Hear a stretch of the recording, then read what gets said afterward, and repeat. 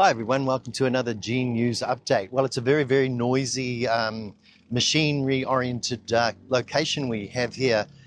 In the background is another vineyard of the 35 vineyards that there are around the island, and in the background we've got machinery working, we've got helicopters flying overhead.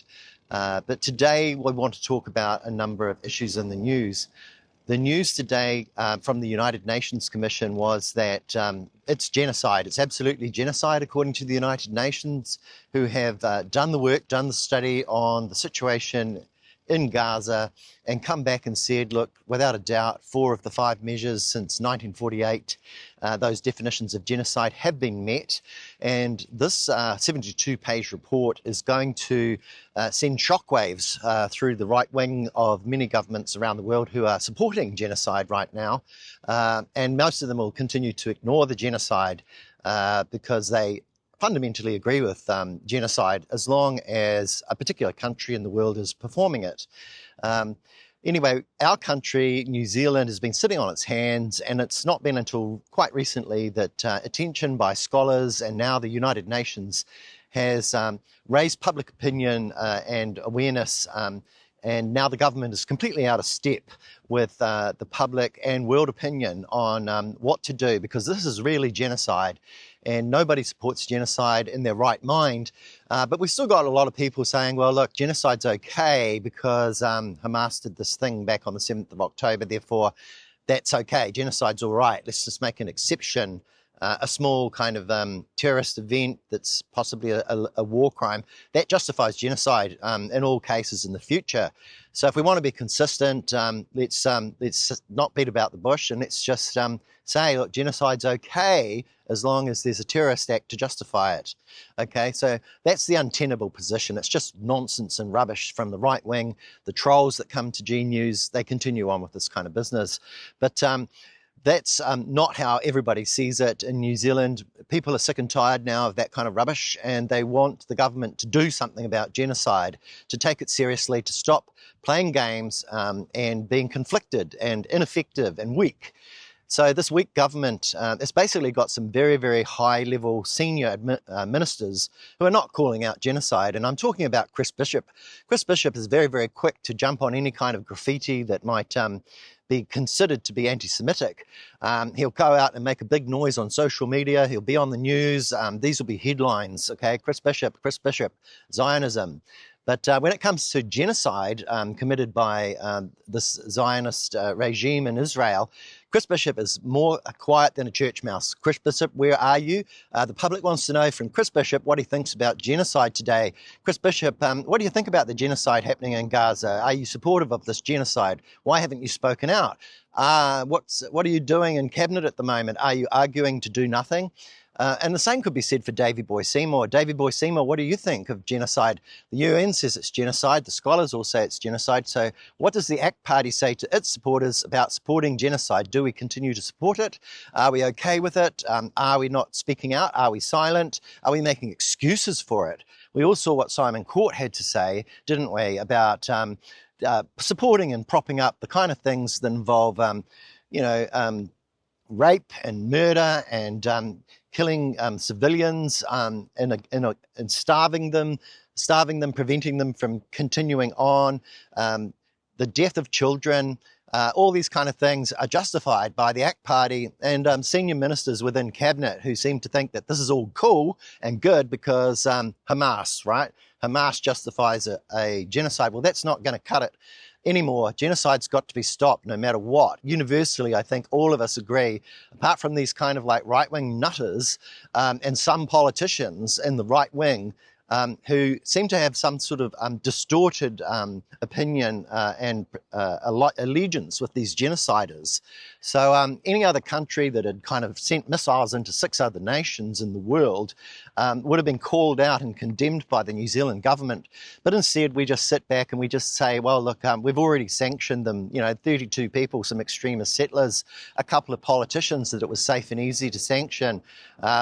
We've got over $200 million of exports from Israel coming in. It's growing at about 13% a year. What is Christopher Luxcon doing about that apart from minimising it and saying, look, it's virtually zero, $200 million, it's virtually zero. So it's a shame on this government. 30,000 people came out and protested in Auckland on Saturday about the genocide in Luxon grower spine. So that's the big news of the day. The United Nations have come together, they've looked at this properly, and that's the result. And in New Zealand, many people are just ignoring it and carrying on with other news. So having said all that, I'm going to just talk about what other news there is. As you know, I mentioned yesterday that the financial results around our economy, they basically have some lead indicators, and these tended to be from the services sector and manufacturing sector. We call them the PSI and the PMI. These reports have come out and basically show that the long-awaited growth and green shoots that Chris Bishop and Simeon Brown, Christopher Luxcon and Nicola Willis have been promising New Zealanders now for a couple of years, it's going to take longer and longer and longer, and we're in a contraction. So this whole promise of growth in the third quarter, that's looking like it's down the tubes. And even the business community and the latest BNZ business survey have actually come out and said, look, it's going to take whatever we thought before, it's actually going to take a lot longer. It may actually even be until after the 2026 election before we start seeing this recovery, this growth, because all the lead indicators like the PSI and the PMI, they're actually are below 50, which is the point where, you know, we look at on this chart that says, well, we're going to come up or we're going to stay down. We're in contraction zone right now, and that's buggered everything up. We're also tomorrow going to see, and I've mentioned this before, the release of the GDP growth figures for quarter two, and that's going to put another dent in the confidence and the ring of confidence from Nicola Willis, who will blow this off as something to do with tariffs when it's actually the services sector and the manufacturing sector, and everyone now in the latest research poll from RNZ telling us now that it's now more of us, 37% of us, saying that it's actually Nicola Willis that's to blame here. She crashed the economy. They were too tight in their fiscal management. They wanted to bring debt down. You know, it was all neoliberalism. It was all this arbitrary target of getting the debt to GDP ratio down from over 40% down to 30%. So they started cancelling all those projects. All those people went to the wall, or those companies started to belly up. There just wasn't the jobs anymore in the economy. And National kept making excuses after they tightened and cut and cut. And the media basically didn't really catch it. But all the economists, 16 of them, wrote to the Prime Minister and tried to tell him that he was out of step, that they needed to turn this around. That got ignored and dismissed because the neoliberal ideological position prevailed. But now the business community are saying, look, you guys are responsible for that. You guys did that. You over-tightened things at the wrong time. And now we are paying for your decisions last year. And you've stuffed it up. You've stuffed the economy. It was going to recover sooner, but now it's not. So any of these excuses about tariffs, they don't wash. And I mentioned that yesterday. It doesn't add up. Lies, lies, lies from Nicola Willis, more lies. And tomorrow there'll be some kind of upside, you know, keep a smile, turn that frown upside down. You know, don't take it personally if you don't have a job, all these kind of like inappropriate, out of touch, kind of ugly comments from Nicola Willis. The reality is things are going backwards under this government, and the majority of New Zealanders see that now. The business community is saying it. They've been saying it for a little period of time now. The surveys are now showing it. All the lead indicators are showing it. In other news too, the Ryman Aged Retirement Village project down in Christchurch got cancelled. They're going to sell that land. Now, this had nothing to do with consents or any of those kind of issues that are often raised by Chris Bishop as the reason why, or regulations by Davey Boy as the reasons why. This actually has to do with the fact that they can't make a buck out of building these projects, so they're just cancelling them and they're selling the land down in Christchurch. And that's another canary in the coal mine, another lead indicator that the housing market isn't going to come back. So it's a kind of a sign that things are really, really slow with this recovery. despite all of the rhetoric, the dress-ups, the getting into costumes and getting a spade out in front of cameras, spending $44,000 on helicopter rides, see Pavlova, things are gloomy and they're not going to get better soon. So tomorrow we'll just confirm that for the June quarter with the GDP growth figures coming out tomorrow, and we'll see that in the news tomorrow. In other news, we also heard this morning that it's official that the Casey Costello broke the law when it came to the way in which she sent a document to health officials that was pro-tobacco industry, and basically didn't know who had authored it, didn't know who put it on her desk. So this wasn't accurate. This was a violation of one of the laws that we have about the records that we keep, and that's hit the news this morning. Casey Costello, lawbreaker when it comes to this piece of action. And it's a reminder that with Philip Morris, with the virtual monopoly on heated tobacco products, New Zealand First and their voters, I might say, thought it would be a really, really good idea to give them a 50% reduction in the tax that they pay for heated tobacco products. And this totaled something over $250 million before 2029, if you added up all those lost revenues, I think, by introducing that lower 50% less tax. And most of the benefits went to Philip Morris, and this is the NZ First people who have big connections into Philip Morris. A lot of sort of the revolving door of people that used to work for or be part of New Zealand First are now in Philip Morris, and you sort of see the way that lobbying and corruption and that kind of stuff is in the background. And every time this is mentioned, Winston Peters jumps up and says, you know, I'll sue your ass for saying this. But good on Guyon for sticking on this topic of Casey Costello, the New Zealand First and big tobacco and tax cuts, those priorities and how it really works for those organisations. So this is the same Winston Peters that went back on what he had said recently about selling off our houses to foreigners as well. So good on New Zealand First voters for sticking with Winston Peters, who breaks his promise. Can't be believed. But, you know, there's no fool like an old fool and people that keep following one, right? So Winston Peters, he's off to the UN at the end of the weekend. He's going to be over there next week, and nobody that votes for him knows why he's delaying the decision made by the New Zealand government in principle on Monday. But we do know that he's probably over there to seek permission for some kind of watered down action that will keep Davey Boy happy. And New Zealand First is really sort of missing in action at the moment. They're not transparent, they're not open, they're not putting New Zealand first, they're putting America first. They're kind of sounding out what do these other countries think about our principled decision, and possibly we'll have to change things as we go. But this is a genocide. This is something that Winston Peters said that he was going to address. He was going to deliver some kind of a statement about whether New Zealand would follow the lead by South Africa about in the International Court of Justice about the genocide happening over in Israel. And now there's all the detail, Winston. So what's the delay? Where's the report? How come you haven't delivered anything? Have you just been goofing off? So yeah, it's pretty shitty kind of news, really, that these people aren't being straight up with New Zealanders, can't be honest, can't be open.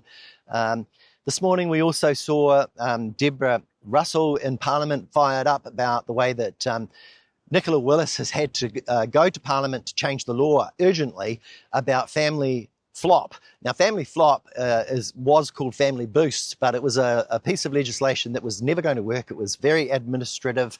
It was labour intensive for everybody, and they had to pay all their costs for childcare up front. It was a badly designed piece of legislation promised by the overpromised by the national government before the last election.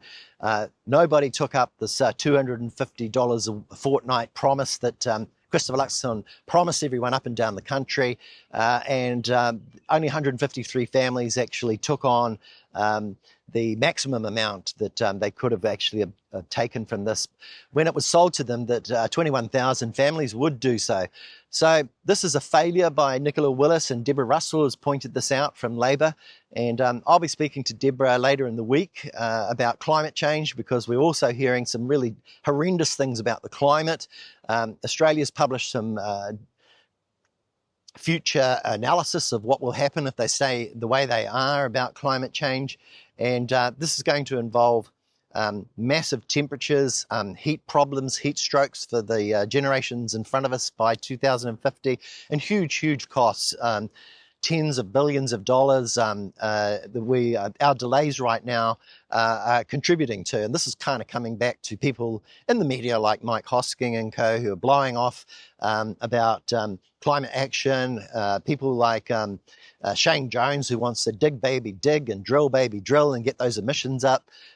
Where will they be? You know, because they should probably be in some kind of court or in some sort of jail, because these are kind of crimes. So I'll be talking to Deborah about climate and what we're doing in New Zealand, what the situation is there. There's also been some talk about the ongoing efforts by media to create division between Labour and TPM.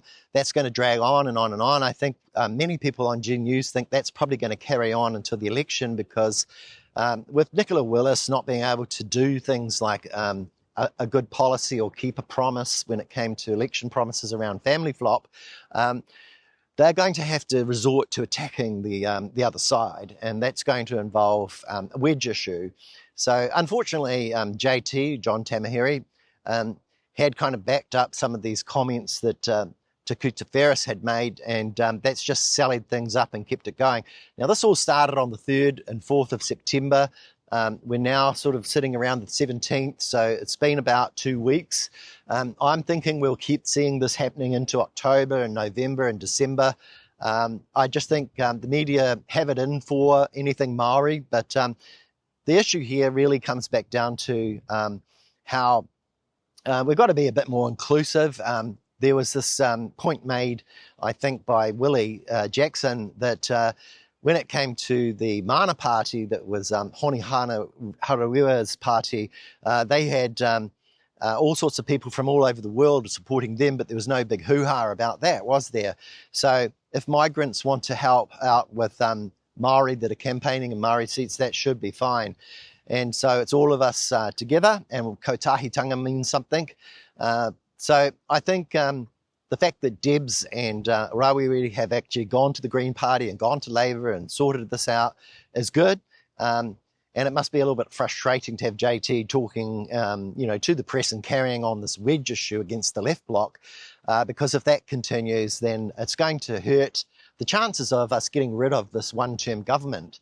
And media know that, so they're going to go for it and try and maintain all the misery and suffering and bring the country down. So that's my opinion. I think we'll see that. The fact that Carl Bates has disappeared from the news landscape, there's actually just crickets chirping about Carl Bates and his 25 houses and a social media post, was a prediction I made, and it's come true. We're not hearing about that now. It's not in the headlines. He doesn't have brown skin. He's not a Maori. So the media have lost interest in pursuing that any further. It's not news anymore. He's part of the National Party. He belongs to the moneyed classes. These people pay the bills for media organisations. Often the media organisations are actually owned by the same kind of set. On that topic, we saw Jim Grennan taking an 18% share in NZME. We saw Stephen Joyce increasing his share in NZME. So the boys are, like clipping the ticket. They're making money here out of the news. And this is the right wing, the slanting before the election. We've got Paul Henry on the board at TVNZ. And so we're likely to see a great focus on TPM and the fear of Maori and racism raising its head in the 2026 election, trying to distract us all from the big issues like climate change action, like action on genocide in Israel, like the economy, and the fact that we've actually got to get away from this ideological obsession with bringing debt down to GDP. That's just a neoliberal, right-wing ideological position. It's caused all this damage to the economy so far, and we're just continuing to see that promoted and put into headlines. It's the dominant mantra. It's what we read in our newspapers. It's the media themselves pushing that barrow, pushing it and pouring shame on alternative ideas. say, for example, the Green Party fiscal policies. They came out with some quite scientific papers earlier in the year, but that got dissed on. You saw Jack Tame pouring cold water on that with Chloe. You saw this whole amplification of fear-mongering about capital flight when there's no evidence to support those fears. And so the media themselves, who are blaming social media, aren't representing the alternative points of view in this democracy particularly well. We're not seeing a good coverage of those matters. We're seeing it dissed. We've got Ryan Ryan, out there this morning trying to mock the Green Party positions of Davey Boy when it comes to a green economy or a Ministry of Green Works, asking sort of like bonehead questions about people that make plywood, what will they do? I think those kind of questions and that kind of boneheadedness, it does appeal to a certain kind of Dunning-Kruger type of person. But the bigger picture is lost, and this is the sort of media we've got that's kind of planted to keep us the way we are, going downhill, to keep inequality growing, to keep injustice happening around the world, to really just make things worse. A whiter, more colonial New Zealand, a New Zealand where people are leaving, where there's a huge debt burden on our children. They have to pay more and more debt for houses where many of them can never afford a house. So they leave New Zealand, and we're seeing that in the numbers at the moment. So amongst all that, we've got people saying, well, cheer up. Come on, let's all just be happy. We don't have many problems here compared to the rest of the world. Chirp, chirp, let's all be relentlessly positive. But let's also be realistic. This is what's happening under this government, and let's not just delude ourselves that this is okay. This government's got to go. So there are a number of other issues as well that came up this morning. And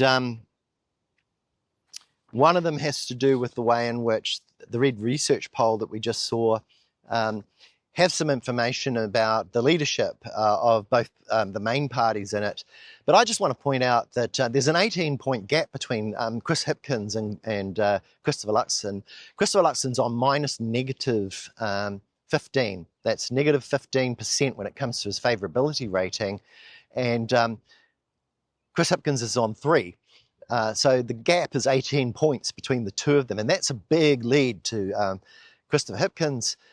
Now, given the fact that we're mid-term in the first term of a new government, that there was quite a severe defeat of Chippy while he was the caretaker Prime Minister for only 7 months, and inherited the situation that he stepped into, we are seeing an extraordinary lead by Christopher Hipkins right now, but it's being treated as if it's lowly and terrible and the lowest ever.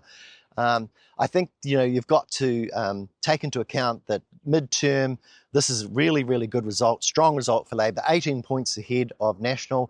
There's no strong opinion about who could replace Christopher Luxon. There's no strong move to do anything about Labor's leadership because, look, they're in the lead. They're 18 points clear of the current Prime Minister. So the way that the media spin this is that it's terrible and it's low. And Chris Hipkins himself said, look, when over the next 6 to 12 months, Labor start introducing its policies that are very, very well researched and tight and good for us and that will help us all, we'll start to see these kind of gaps change. And we're also going to see a delay in the recovery. There's no green shoots, despite what Chris Bishop is saying about recovery. So I think there's a few other topics in the wind at the moment today, but I'll probably just leave it there. The big news today is really that the United Nations have come out and reported that this is genocide. The United Nations are getting together next week. Winston Peters won't tell New Zealanders what we've decided about taking further sanctions. We've only done 32 people have been sanctioned, and they're just travel bans. We've got $200 million worth of trade with Israel that we haven't done anything about, and we should do more about that. We've got an ambassador here that hasn't been called in. We've got ongoing discussions with him under these conditions. We've got Netanyahu, who's wanted for war crimes, and there's an arrest warrant out for him from the International Court of Justice, and yet there are still some people out there that believe in this. We've got Nicola Willis rushing urgency through the House. I'll put up Deborah's speech later this afternoon, this morning, that she made that pointed out that, oh, look, Nicola Willis is putting a fail-safe in there so she can just change the law when she gets things wrong. But she gets things wrong all the time. We saw the ferries. We saw that $671 million that everyone else would have been fired for, but she skates away with it. We're going to see the way that they hide the numbers of the landside development for the ports and take that out of the equation so they can pretend that there's a $500 million worth of savings or something there that's not true, because the real costs will be hidden. And we're also witnessing at the moment nurses going on strike at the moment, and teachers on strike. Nurses have been on strike, but they're going to continue. And we just saw a bunch of nurses at the AGM turn their backs on Simeon Brown, because Simeon Brown is full of shit and lying to everybody about a record spend and how there's no understaffing problems and how there was no hiring freeze when there was.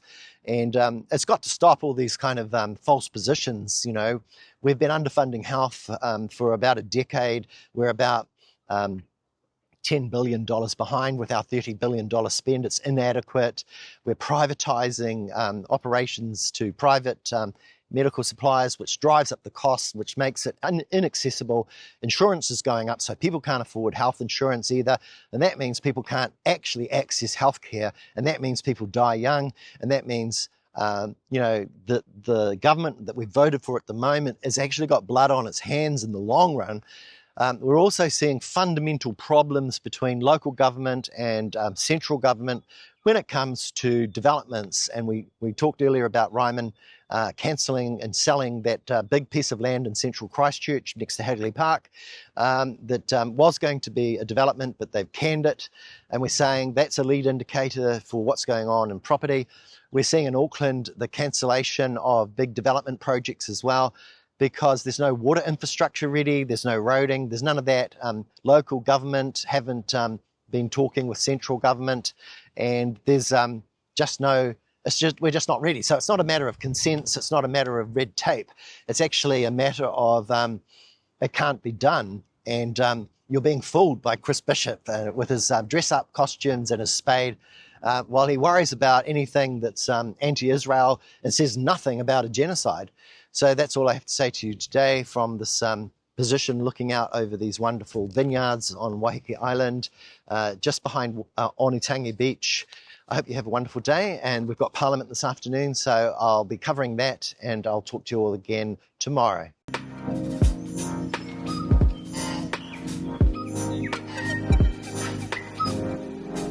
Welcome to G News, the good news.